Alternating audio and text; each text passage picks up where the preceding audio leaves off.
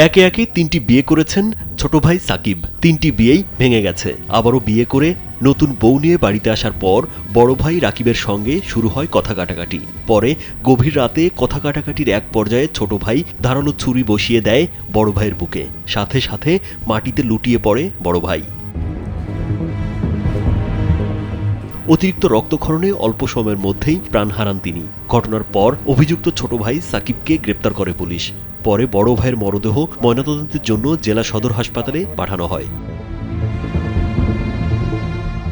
শনিবার রাত 12:30টার দিকে নোয়াখালীর হাতিয়া উপজেলার সোনাদিয়া ইউনিয়নের চরচেঙ্গা গ্রামে এ ঘটনা ঘটে।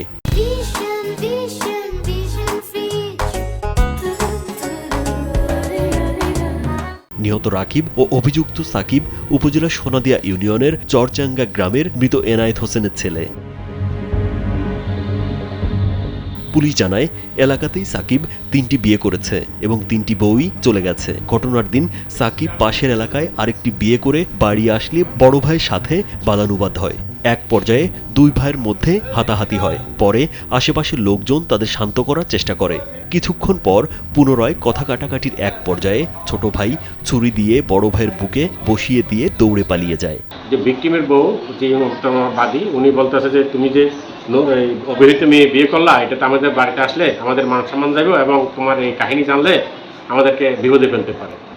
এই নিয়ে তখন এই যিনি ভিকটিম এবং ভিকটিমের স্ত্রী এবং আসামি বাদী সাকিব, আসামি সাকিব সহ তর্ক বিতর্ক হয়। এর ভিতরে ভিকটিম সাকিবকে দুইটা চট থাপ্পড় মারে এবং সাকিবও ভিকটিমকে কয়েকটা ঘুষি মারে। তাদের হইচই চিৎকারে আশেপাশে বাড়ি হইতে আরও ৪-৫ জন লোক আসে। তখন রাত ১টা বাজে। ওই ৪-৫ জন লোক আসার পরে ওরা যখন জিজ্ঞেস করতে তোদের বাড়িতে হয়েছে কেন বা এই কেন, তখন দুই ভাইয়ের ভিতরে আবার তর্কাতর্কি লাগে। তর্কাতর্কির এক পর্যায়ে ভিকটিম যিনি মারা গেছেন উনি পায়ের জোতা খুলে আসামি সাকিবকে ছুরি মারে। ছুরি মারার পরে আসামি সাকিব বসা ছিল, ওখান থেকে হঠাৎ এসে আসামিকে একটা ছুরি দিয়ে ঘাই দিয়া একদম বিলের মাঝখান দিয়ে কোথায় হারিয়ে যায়, পালিয়ে যায়। এ বিষয়ে হাতিয়া থানার পরিদর্শক মোহাম্মদ খোরশেদ আলম জানান, খবর পেয়ে ঘটনাস্থলে পুলিশ গিয়ে মরদেহ উদ্ধার করে। পরে এলাকায় অভিযান চালিয়ে বাড়ির পাশের একটি পুকুর পাড় থেকে সাকিবকে গ্রেপ্তার করা হয়। এরপর সাকিবের দেখানো জায়গা থেকে যে ছুরি দিয়ে আঘাত করা হয়েছিল সেটি উদ্ধার করা হয়। তথ্য প্রযুক্তির সহায়তায়